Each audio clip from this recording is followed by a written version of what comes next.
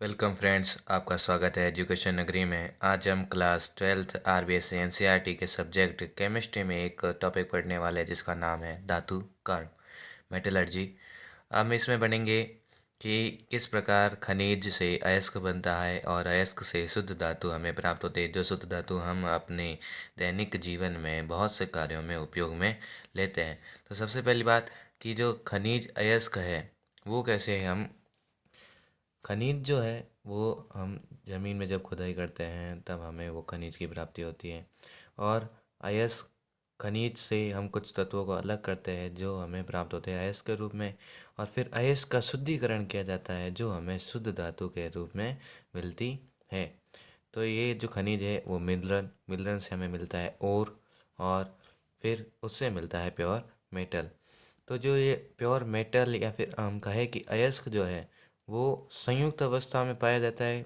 तो वो कौन कौन से अयस्क होते हैं जो संयुक्त अवस्था में पाया जाता है, मतलब संयुक्त मतलब कि किसी के साथ नहीं हो। जैसे कि सल्फाइड अयस्क, फेरस सल्फाइड, आयरन सल्फाइड, ये जो है एक सल्फाइड अयस्क है, ये संयुक्त अवस्था में पाया जाता है। ऑक्साइड अयस्क ZnO, जिंक ऑक्साइड, ये भी संयुक्त अवस्था में पाया जाता है। हैलाइड अयस्क Na3AlF6, ये भी संयुक्त अवस्था में पाया जाता है। यदि धातु स्वतंत्र अवस्था में हो तो क्रियाशीलता का क्रम क्या होगा, जैसे कि पैलेडियम, प्लेटिनियम और ऑरम और Ag। जो सर्वाधिक स्वतंत्र अवस्था में जो क्रियाशील धातु होगी वो होगी चांदी Ag, और फिर उसके बाद है सोना गोल्ड, और फिर है प्लेटिनम, और फिर है पैलेडियम। फिर है कि तत्व और उनकी प्रकृति। देखिए कि आप कि जो तत्व है, सर्वाधिक जो मात्रा में तत्व पाया जाता है हमारी प्रकृति में वो है ऑक्सीजन, फिर है सिलिकॉन, फिर एल्यूमिनियम, फिर है आयरन। तो मतलब कि जो लोहा हम यूज़ करते हैं वो थोड़ी कम मात्रा में, सर्वाधिक मतलब कि कम मात्रा में है। एल्यूमिनियम उससे थोड़ी ज़्यादा मात्रा में, सिलिकॉन जो हम सिलिकॉन और जर्मेनियम से मिलके जो मोबाइल की चिप वगैरह अर्धचालक युक्तियाँ बनती है। और फिर ऑक्सीजन जो कि हम अपने श्वसन के रूप में अभी यूज़ कर रहे हैं वो है ऑक्सीजन, जो 49% प्रकृति में है, नेचर में है। ठीक है। तत्व अवस्था देखो कि तत्व तीन प्रकार की अवस्था में होते हैं: धातु, अधातु और उपधातु। धातु कौन कौन सी होती है इसमें कि जिंक, आयरन, ये धातु है कुछ। अधातु ऑक्सीजन, नाइट्रोजन, ये अधातु है। और उपधातु कौन सी, जिनमें धातु का भी गुण हो अधातु का भी गुण हो, जैसे कि सिलिकॉन, फास्फोरस और जर्मेनियम। अब हम इसमें पढ़ेंगे अयस्क से जो शुद्ध धातु प्राप्त करने की जो हमें प्रक्रिया होती है उसे हम कहते हैं धातु कर्म, मेटलर्जी या धातु निष्कर्षण। अयस्क जो खनिज से प्राप्त होता है, और जो खनिज से प्राप्त होने वाला अयस्क है उससे ही हम शुद्ध धातु प्राप्त करते हैं। जैसे कि जो आयरन है वो शुद्ध धातु हमें प्राप्त होगी, किसी अयस्क से प्राप्त होगी। एल्यूमिनियम शुद्ध धातु प्राप्त होगी, वो भी किसी अयस्क से प्राप्त होगी। तो जो शुद्ध धातु, अयस्क से शुद्ध धातु प्राप्त करने का जो प्रक्रम है, जो प्रक्रिया है, वो होती है धातु कर्म या धातु निष्कर्षण।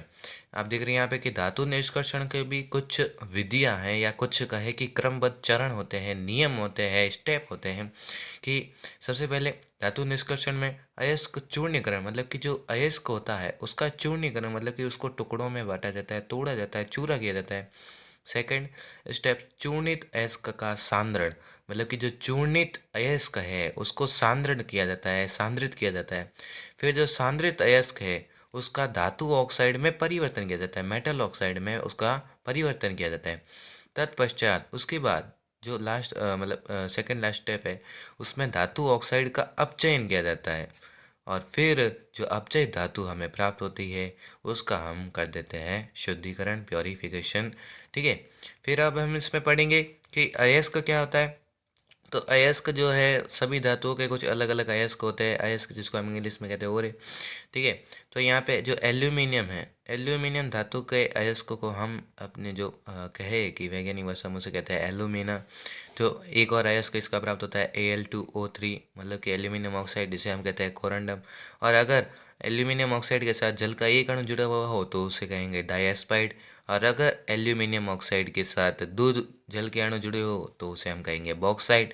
और जैसे कि ये इसमें भी एल्यूमिनियम है, मतलब इन चारों में जो कॉमन बात है कि इसमें एल्यूमिनियम उपस्थित है। ये चारों क्या है, धातु अयस्क है, और इन्हीं का शुद्धिकरण करके, धातु निष्कर्षण करके हम इनसे शुद्ध धातु प्राप्त करेंगे। एक और अयस्क है जैसे कि सोडियम, एल्यूमिनियम और ये फ्लोरीन, सो Na3AlF6। ठीक है, इसे हम नाम देते हैं क्रायोलाइट।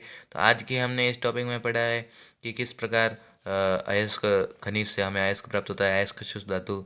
और धातु निष्कर्षण के कितने चरण होते हैं, तो ये हम पढ़ते हैं कि 5 चरण होते हैं।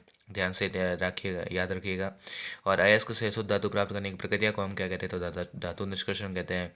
एल्यूमिनियम के कितने अयस्क होते हैं, तो हम यहाँ पे 5 पढ़ रहे हैं सामान्यतः। क्या क्या नाम होता है उनके वैज्ञानिक भाषा में, तो ये था आज का टॉपिक। आशा है आप सभी को पसंद आया होगा। धन्यवाद।